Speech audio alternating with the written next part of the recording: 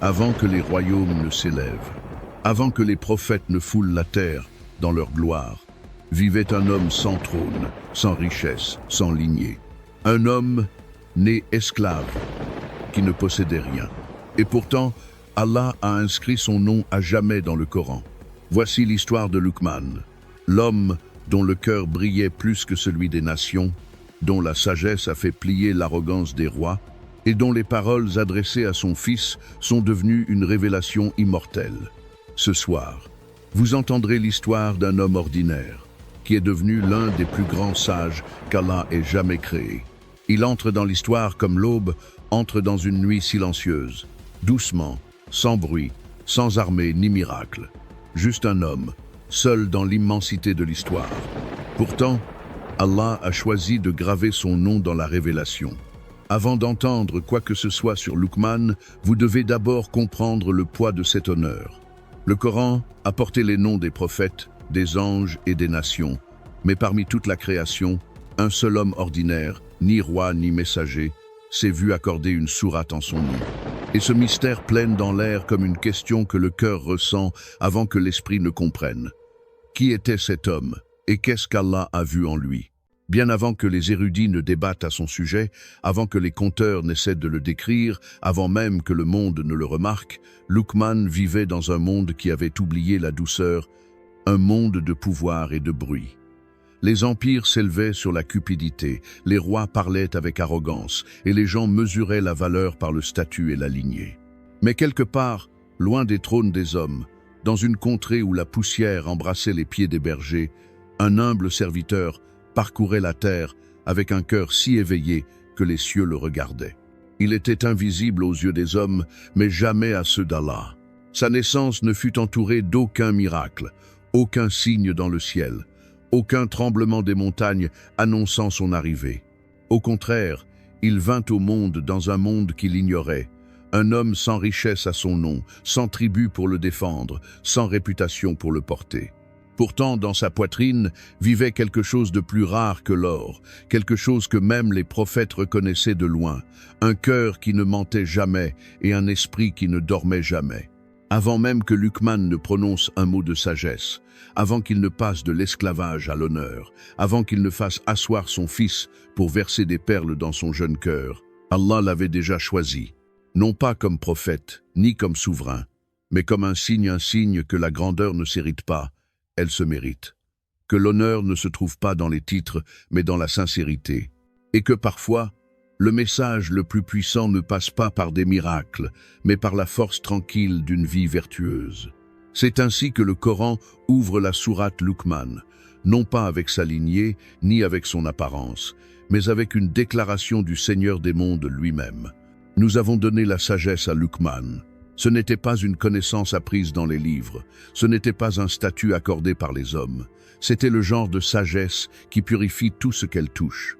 Le genre de sagesse qui transforme un esclave en sage et un homme oublié en leçon éternelle. Le genre de sagesse qui a poussé les anges à inscrire son nom aux côtés des prophètes, non pas parce qu'il était l'un d'entre eux, mais parce que son cœur portait en lui quelque chose d'étonnant. La gratitude, l'humilité, la clarté et une sincérité qui faisaient même baisser la voix au roi. Vous vous demandez peu, être pourquoi lui? Pourquoi Allah a-t-il élevé cet homme au-dessus du tumulte de son époque? Pourquoi a-t-il choisi ces paroles simples adressées à son fils pour qu'elles soient préservées jusqu'à la fin des temps? La réponse est aussi discrète que l'homme lui-même, parce que Luqman vivait invisible aux yeux des hommes, mais pleinement visible aux yeux d'Allah. Parce que, tandis que le monde admirait le pouvoir, Luqman perfectionnait la sincérité. Parce que, tandis que les autres poursuivaient le monde, Luqman poursuivait la sagesse. Et quand Allah aime un serviteur, il écrit son nom non pas dans la pierre, mais dans la révélation. Et c'est pourquoi nous commençons ici par l'histoire d'un homme qui ne possédait rien, mais dont le cœur était si plein qu'Allah a rendu son nom immortel. Il venait d'un endroit que le monde ne regardait pas, une terre de chaleur, de poussière et de résilience silencieuse, quelque part au cœur de l'Afrique. Aucun berceau royal ne l'attendait, aucune prophétie n'entourait son enfance, aucun érudit ne se pressait pour enregistrer sa naissance. Il est venu au monde avec pour seul bien la peau qui le recouvrait et le souffle qui animait sa poitrine. La peau foncée, de petite taille, les lèvres épaisses et les pieds crevassés par de longues marches sous un soleil brûlant, tel était Luqman aux yeux des gens. Un homme dont l'apparence n'inspirait aucune crainte, dont la présence ne suscitait aucun murmure de grandeur. Il ressemblait à quelqu'un que la vie avait oublié. Les gens le jugeaient comme le monde juge toujours, d'après ce qui est visible. Et ce qu'ils voyaient, c'était un jeune homme sans lignée importante, sans richesse pour le protéger, sans force pour intimider les autres. Sur les marchés, il se fondait parmi les serviteurs, les bergers, les ouvriers qui se courbaient en deux pour survivre un jour de plus. Dans les rassemblements, aucune place ne lui était réservée. C'était le genre d'homme que les gens ignoraient, sans le regarder. Un visage parmi d'autres, une ombre parmi d'autres. Puis vinrent les chaînes. À un moment donné de sa jeunesse, le destin, ou plutôt la volonté divine, le livra à l'esclavage. Ses mains furent liées non pas pour le punir, mais pour le façonner. Il fut vendu comme un bien, commandé comme un objet, travaillé comme un animal sous le soleil. Chaque jour était une épreuve de patience. Chaque nuit était une épreuve de foi. Un cœur moins fort se serait effondré sous le poids de l'humiliation. Mais Luqman portait en lui quelque chose que les épreuves ne pouvaient éroder. Un calme, une conscience tranquille, un regard fixe qui voyait au-delà des blessures du moment présent. Il ne maudissait pas le ciel. Il n'en voulait pas à ses ravisseurs. Il ne se noyait pas dans l'amertume. Au contraire, il apprit l'art du silence. Il observait attentivement les gens, leur cruauté et leur gentillesse, leurs mensonges et leur vérité. Il voyait comment l'arrogance rendait même les forts faibles et comment la gratitude rendait même les faibles puissants. Lentement, au fil de chaque journée douloureuse, son âme s'aiguisait. L'esclavage ne l'a pas brisé, il l'a purifié. Les épreuves ne l'ont pas aveuglé, elles ont ouvert sa vision intérieure. Les gens voyaient un esclave. Allah voyait un serviteur dont le cœur était déjà à genoux. Et tandis que les autres ne voyaient que les limites de son corps, Allah observait l'éclat de son âme, cette sincérité profonde, cette pureté intérieure, cette patience qui ne faiblissait jamais. Le monde confondait son humilité avec de la faiblesse. Mais dans le monde invisible, les anges notaient chaque larme qu'il ravalait, chaque insulte qu'il endurait, chaque prière silencieuse enfouie dans son cœur. On ne s'attendait pas à ce qu'il devienne quoi que ce soit, ni un leader, ni un érudit, ni un homme dont les paroles survivraient au siècle. Mais c'est ainsi qu'Allah écrit ses plus belles histoires, en commençant par ceux que le monde sous-estime, ceux qui s'élèvent non pas grâce à leur pouvoir, mais grâce à leur pureté, ceux qui ne sont pas façonnés par la richesse ou le respect, mais par les épreuves qui gravent la sagesse dans leurs os. La grandeur de Luqman n'a pas commencé lorsqu'il a été libéré, ni lorsqu'il a conseillé son fils, ni lorsqu'Allah l'a immortalisé dans le Coran. Elle a commencé ici, dans l'endurance silencieuse et invisible d'un jeune homme que le monde avait ignoré, et qu'Allah avait choisi. Le jour qui a tout changé n'est pas arrivé avec le tonnerre ou des miracles. Il est venu tranquillement, comme la plupart des épreuves divines, enveloppé dans quelque chose d'ordinaire. Le maître de Luqman l'a appelé, sa voix portant le ton de l'ordre que les esclaves connaissaient trop bien. Il lui a donné un ordre simple qui semblait routinier. Épargne un mouton et apporte-moi les 2 meilleures parties. Aucune explication, aucun indice, juste un ordre. Luqman obéit sans hésiter. Il emmena l'animal à l'écart, murmura une prière qu'Allah seul entendit et accomplit sa tâche d'une main sûre. À son retour, il déposa devant son maître 2 morceaux de viande, le cœur et la langue. Une lueur de surprise traversa le visage de l'homme, mais il ne dit rien, pas encore. Le lendemain, l'épreuve se répéta, mais cette fois-ci, elle fut plus dure, plus lourde, plus révélatrice. « Épargne un autre mouton », dit le maître, « et apporte-moi les 2 pires morceaux. » Une fois encore, Luqman obéit. Une fois encore, il revint avec seulement le cœur et la langue. Cette fois, le maître le fixa du regard, ne cachant plus sa curiosité. « Hier, tu m'as dit que c'étaient les meilleurs morceaux, dit-il. Aujourd'hui, tu prétends que ce sont les pires. Comment ces 2 mêmes morceaux peuvent-ils être à la fois les meilleurs et les plus corrompus ?» Luqman baissa les yeux, non par peur, mais par respect. Puis, avec un calme forgé par des années d'épreuves, il donna la réponse qui allait le libérer, l'élever et résonner à travers les siècles. « Maître, il n'y a rien de mieux que le cœur et la langue lorsqu'ils sont purs. Et il n'y a rien de pire que le cœur et la langue lorsqu'ils sont corrompus. S'ils sont vertueux, tout le corps devient vertueux. Et s'ils sont corrompus, tout devient corrompu avec eux. » Pendant un instant, le monde sembla s'arrêter.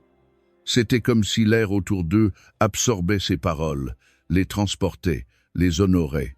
Car ce qu'il disait n'était pas de l'intelligence, c'était la vérité enveloppée dans la simplicité, le genre de vérité que seul un homme qui a vécu le silence et la douleur peut comprendre.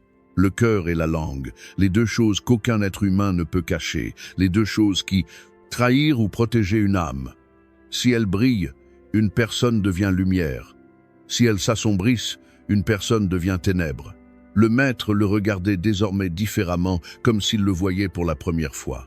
Il réalisa que cet homme, cet esclave que le monde rejetait, possédait une sagesse plus profonde que celle des érudits qu'il admirait, plus aiguë que celle des juges qu'il consultait. À cet instant, les chaînes qui entouraient Luqman n'étaient plus des chaînes, mais la preuve qu'Allah cache parfois des diamants dans la poussière. Le maître comprit. Cet homme n'était pas destiné à rester un serviteur des hommes. Il était destiné à être le serviteur d'Allah seul. Et ainsi, l'épreuve, une épreuve de chair et d'humilité, devint la clé de la liberté de Luqman. Une liberté qui ne lui fut pas accordée par pitié, mais par admiration.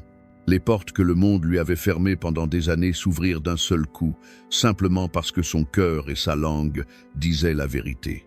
Ce fut le tournant, le moment où le monde changea de regard. Un esclave devint un sage. Un homme oublié devint inoubliable.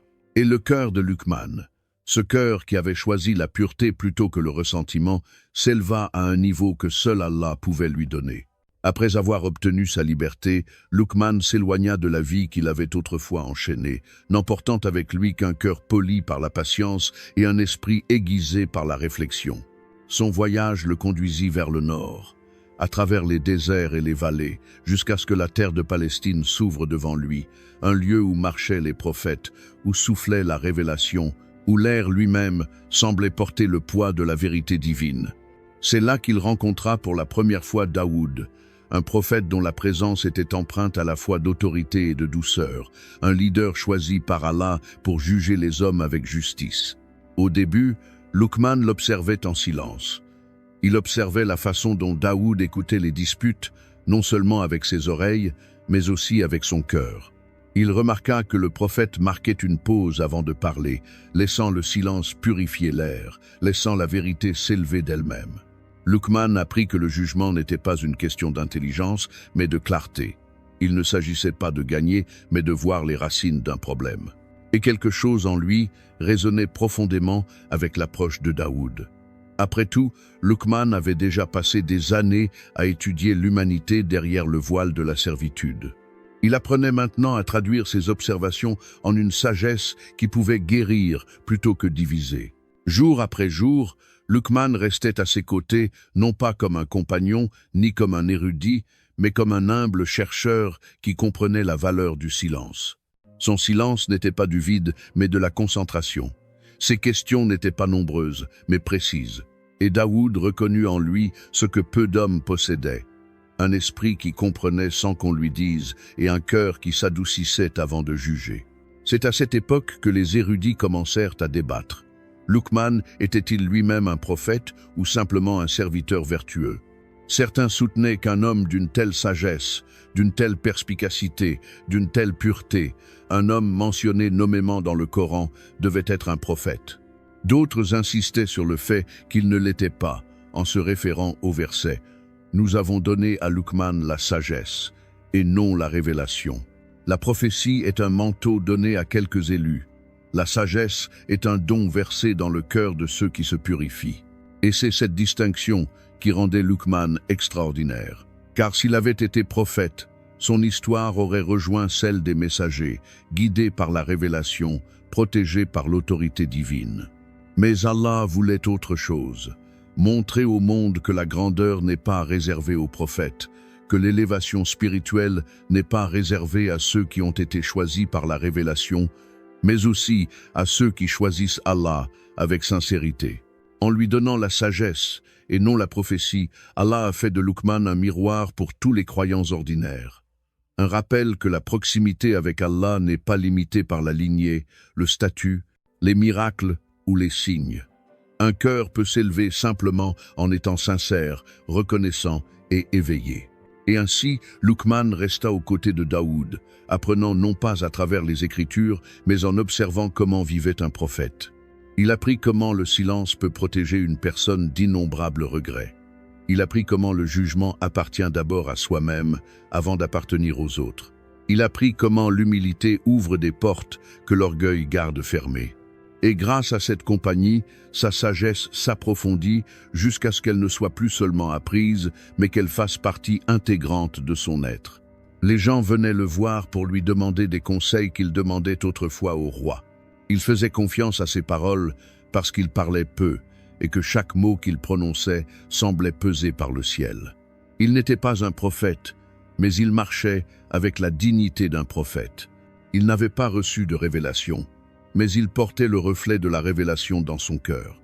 Allah l'éleva sans titre, sans miracle, sans écriture, afin que l'humanité comprenne que parfois la plus grande lumière ne descend pas.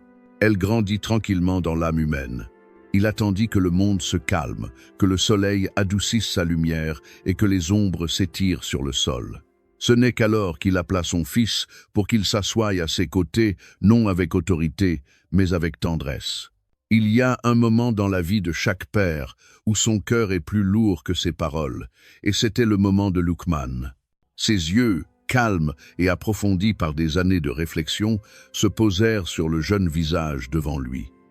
Il n'éleva pas la voix, il n'embellit pas son discours.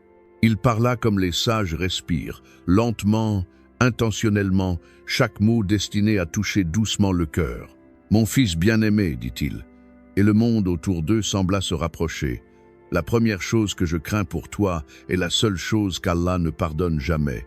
Ne lui associe rien. Tout dans cette vie devient lumière ou ténèbres en fonction de cette seule vérité. Le shirk détruit une personne de l'intérieur bien avant que le monde ne voie la ruine. » Il posa une main sur l'épaule de son fils, non pas pour renforcer son discours, mais pour l'adoucir. « Et sois reconnaissant, continua-t-il, envers Allah qui t'a formé, envers celui qui t'a guidé, envers celui qui ne t'abandonne jamais, même lorsque les gens le font. La gratitude construira un palais dans ton cœur, un palais où aucune tempête ne pourra entrer. » Sa voix s'est approfondie, empreinte d'une émotion tranquille, lorsqu'il a parlé des parents, ceux qui se sacrifient en silence, qui vieillissent lentement tout en élevant leurs enfants. « Honore-les, » a murmuré Luqman. « Ta mère t'a porté dans la faiblesse, encore et encore. Ton père t'a protégé avant même que tu ne comprennes ce qu'était le danger. Traite-les avec douceur, même s'ils ne te traitent pas avec douceur. Une telle miséricorde te reviendra d'une manière que tu n'imagines pas. Bivis, Bivis. » Puis il se pencha vers lui et baissa la voix, comme s'il confiait à son fils un secret connu seulement de ceux qui observent le monde avec une clarté spirituelle. « Mon fils, même si quelque chose est de la taille d'une graine de moutarde, caché au plus profond d'un rocher, perdu dans les cieux ou enfoui n'importe où dans la terre, Allah le fera apparaître. Rien ne lui échappe, ni ta gentillesse, ni tes péchés. Avance dans la vie avec cette conscience, car c'est la clé de l'intégrité. » Il lui rappela la prière, le pilier qui façonne les heures des croyants et purifie leur journée. « Ne laisse pas tes prières t'échapper des mains, dit-il. Garde-les, protège-les, tiens-toi devant Allah même lorsque ton âme se sent fatiguée. La prière est la corde qui empêche le cœur de tomber. » Puis vint la responsabilité qui incombe à chaque croyant. « Invite les gens à faire le bien, dit-il doucement. Mette-les en garde contre ce qui est nuisible, même s'ils te détestent pour cela, même s'ils te font du mal pour cela. Tu n'as pas été créé pour rester silencieux face au mal. » Il fit une pause, laissant son fils assimiler le poids de ses paroles. « Et lorsque l'adversité te frappera, comme cela arrivera certainement, sois patient. La patience est un pont entre la douleur d'aujourd'hui et la miséricorde de demain. » Il se déplaça, laissant la brise emporter ses prochains mots. « Ne marche pas sur terre avec orgueil, dit-il. Ne lève pas le menton comme si tu avais créé ton propre souffle. La terre sur laquelle tu marches engloutira les rois comme les mendiants. Marche doucement, car la douceur est un signe de force. Puis, alors que la dernière lueur du jour s'estompait, il lui donna un dernier conseil, qui en disait plus long sur la nature humaine que beaucoup ne le réalisent. « Baisse la voix », lui dit-il en souriant faiblement. « Ne crie pas pour te faire entendre, les voix les plus fortes sont souvent les plus vides. Même l'âne braie fort, non pas par force, mais par laideur. Mesure tes paroles, adopte un ton doux. La sagesse n'a pas besoin de volume. » Luqman ne donnait pas de leçons, il semait des graines. Il ne parlait pas pour impressionner, mais pour guider. Et tandis que son fils l'écoutait, le ciel bougeait au-dessus d'eux, le vent les entourait et les anges enregistraient chaque mot. Sachant que ces instructions simples et tendres survivraient aux civilisations préservées à jamais dans le livre envoyé pour l'éternité. Même après que la liberté se fut envolée de ses épaules et que l'honneur s'était installé dans sa vie, Luqman marchait sur terre avec le même pas tranquille qu'il avait depuis l'époque de son servage. Rien en lui ne laissait présager sa grandeur. Il ne s'habillait pas comme les érudits, ne parlait pas comme les éloquents, ne se comportait pas comme les puissants. Sa grandeur résidait dans des aspects que les gens ignorent. Le calme entre ses respirations, la douceur de son regard, sa façon d'écouter plus qu'il ne parlait. C'était un homme qui réfléchissait profondément, parlait avec prudence et vivait avec douceur. Ceux qui s'asseyaient avec lui oubliaient souvent sa présence jusqu'à ce qu'il prononce une seule phrase qui semblait ouvrir une fenêtre dans leur poitrine et laisser entrer la lumière. On ne l'a jamais vu élever la voix, se disputer, se moquer ou rabaisser qui que ce soit. Si quelqu'un l'insultait, il répondait par le silence. Si quelqu'un lui posait une question, il répondait avec des mots si mesurés qu'on aurait dit qu'ils avaient été choisis par le ciel. Les gens confondaient souvent son calme avec de la timidité. Mais ceux qui le comprenaient savaient qu'il s'agissait de quelque chose de bien plus puissant. Un cœur en paix avec son Seigneur, inébranlable, face au bruit du monde. Et pourtant, alors que la nouvelle de sa sagesse se répandait, que des hommes et des femmes venaient de contrées lointaines pour solliciter ses conseils, que des familles lui soumettaient leurs différends comme elles les soumettaient autrefois aux prophètes, Luqman restait exactement tel qu'il avait toujours été. Il n'y avait aucun changement dans son attitude. Il ne haussait pas le ton, ne changeait pas son attitude. Il s'asseyait par terre pour juger, puis rentrait seul chez lui. Même lorsque les chefs des Bani Isra lui offrirent une place parmi leurs juges respectés, il accepta non pas avec fierté, mais avec crainte. Crainte de décevoir Allah, crainte du jugement, crainte d'être injuste, ne serait-ce que d'un cheveu. Il se souvenait des chaînes, il se souvenait de l'humiliation, il se souvenait des nuits où il dormait sur des sols en pierre froid et murmurait des prières que personne n'entendait. Et parce qu'il s'en souvenait, l'arrogance n'a jamais trouvé sa place dans son cœur. La position ne le tentait pas, les louanges ne l'enivraient pas. Même l'admiration pesait lourdement sur son âme, comme s'il pouvait être tenu responsable de chaque compliment qu'il laissait s'installer trop profondément. Les gens lui demandaient « Comment es-tu passé de l'esclavage à la sagesse, de berger à juge des nations ?» Et il répondait simplement « En retenant ma langue, en gardant mon cœur et en laissant de côté ce qui ne me concernait pas. » Il n'a jamais prétendu être brillant. Il n'a jamais prétendu être supérieur. Il n'a jamais prétendu que la sagesse était quelque chose qu'il avait mérité. Il savait que c'était un don qui pouvait lui être retiré en un instant s'il pensait qu'il lui appartenait.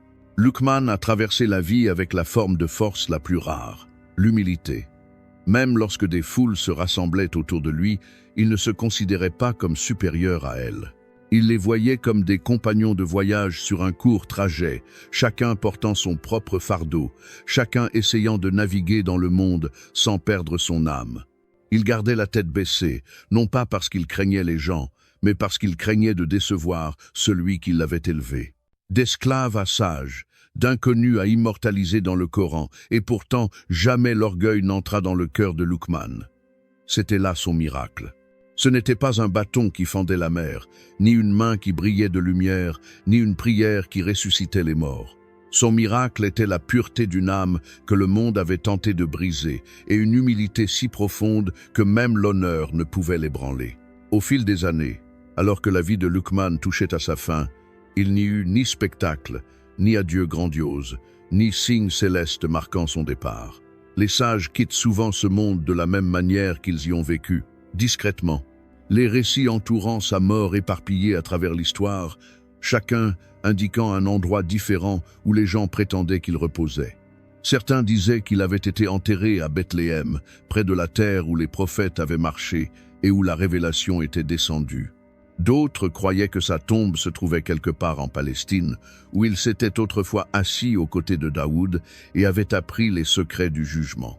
D'autres encore insistaient sur le fait qu'il avait été emmené au Yémen, enterré parmi d'anciennes tribus qui honoraient son nom. Et quelques-uns parlaient d'une tombe dans les montagnes d'Arabie Saoudite, dans un village dont les pierres se souviennent d'histoires que le monde a oubliées. Mais aucune de ces affirmations n'est certaine. Aucun érudit ne peut pointer une pierre et dire « c'est ici qu'il repose ». Aucun historien ne peut retracer ses derniers pas avec une clarté absolue. Et c'est peu être exactement ainsi que cela devait être. Allah a caché son lieu de repos comme il cache ses amis les plus proches, non par secret, mais par protection. Car la valeur de Luqman n'a jamais été liée à la poussière à laquelle il est retourné. Sa grandeur ne résidait pas dans l'endroit où il a été enterré, mais dans la façon dont il s'est comporté de son vivant. Pensez-y, un homme autrefois vendu sur un marché, un homme que les autres méprisaient à cause de sa peau et de sa stature, un homme qui ne possédait rien, aujourd'hui laissé un héritage que les gens viennent étudier de l'autre côté des océans. Les érudits débattent de l'endroit où il est mort, mais personne ne conteste la façon dont il a vécu. Ses paroles sont devenues des écritures, ses conseils sont devenus des révélations. Son cœur est devenu le symbole de ce que la sincérité peut accomplir. Le monde se souvient de sa voix, pas de ses os. Et c'est là la vérité qu'Allah voulait que l'humanité comprenne. Les tombes sont pour les corps, les héritages sont pour les âmes. Certaines personnes restent dans les mémoires à cause de la poussière qu'elles laissent derrière elles, d'autres restent dans les mémoires à cause de la lumière qu'elles portaient en elles. Luqman faisait partie de ces dernières. Qu'il repose sous un olivier palestinien, dans les anciens hauts plateaux du Yémen, près du lieu de naissance d'Isa ou dans les montagnes d'Arabie, cela ne change rien. La terre sous ses pieds est honorée simplement parce qu'elle abrite un homme dont le cœur était autrefois rempli d'une sagesse façonnée par le ciel. La grandeur ne se mesure pas aux pierres qui recouvrent votre tombe, ni à la foule qui la visite. Elle se mesure à l'impact de votre caractère, à la vérité de vos paroles et à la sincérité de vos actes. Luqman n'a laissé derrière lui ni palais, ni armée, ni richesse, ni empire. Pourtant, son héritage a survécu aux rois, aux civilisations, et parcourt le monde chaque fois qu'un croyant récite son histoire tirée du Coran. Les gens passent leur vie à courir après des monuments qui s'effondrent. Luqman ne cherchait qu'à plaire à Allah, et Allah a inscrit son nom dans l'éternité. C'est le genre d'héritage qu'aucune terre, aucune distance, aucune tombe oubliée ne pourra jamais effacer. Le temps passe comme une marée, engloutissant tout ce qui semblait autrefois inébranlable. Les empires bâtis sur des montagnes d'or se sont effondrés en sable. Les rois qui commandaient des armées d'un simple geste de la main reposent désormais sous la même terre qu'ils foulaient autrefois avec arrogance. Les palais autrefois remplis de soie, de musique et de fierté ne sont plus que des ruines que les touristes parcourent en se demandant qui y vivait et pourquoi leurs noms n'ont plus d'importance. Mais les paroles d'un homme qui gardait autrefois des moutons respirent toujours dans le Coran. C'est là le miracle discret de l'histoire de Luqman. Il n'avait pas de trône, mais sa voix côtoie la révélation. Il ne possédait aucune richesse, mais sa sagesse enrichit les cœurs à travers les siècles. Il n'a mené aucune armée, mais ses enseignements ont vaincu l'oubli. Il a vécu sans pouvoir, sans statut, sans l'admiration de son époque, mais il a vécu avec sincérité, et la sincérité est une échelle qu'Allah réserve aux âmes les plus rares. Génération après génération, les enfants apprennent ses conseils avant d'apprendre l'histoire des rois. Les érudits le citent, les imams l'enseignent, et les croyants récitent ses paroles dans les salles de prière, les salles de classe, et les pièces tranquilles où les pères parlent doucement à leurs fils. Ces enseignements ont traversé les déserts, les océans et les continents, non pas portés par des armées, mais par les cœurs. Et voici la vérité que sa vie murmure à quiconque s'arrête assez longtemps pour l'entendre. Une personne n'a pas besoin d'une couronne pour façonner le monde. Elle a besoin d'un cœur connecté à celui qui façonne les destins. L'histoire de Luqman n'est pas une histoire d'ascension et de chute, mais d'ascension et de pérennité. Des empires se sont élevés et ont disparu. Des rois ont vécu et sont morts. Des civilisations ont prospéré et ont disparu dans la poussière du temps. Mais son nom reste intact dans le livre récité jusqu'au jour dernier. Non pas parce qu'il était puissant, mais parce qu'il était pur.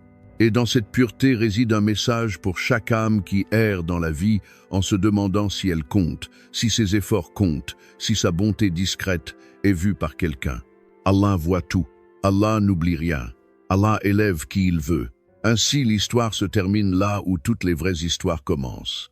Avec le cœur qui le craint, le cœur qui lui fait confiance, le cœur qui le cherche en silence. C'était le secret de Luqman, son trésor, la lanterne qu'il portait à travers un monde qui tentait de l'éteindre. Allah ne regarde pas les formes, les couleurs ou la richesse. Il regarde les cœurs, et parfois, les personnes que le monde piétine sont celles qu'Allah élève au-dessus des nations. Fade out.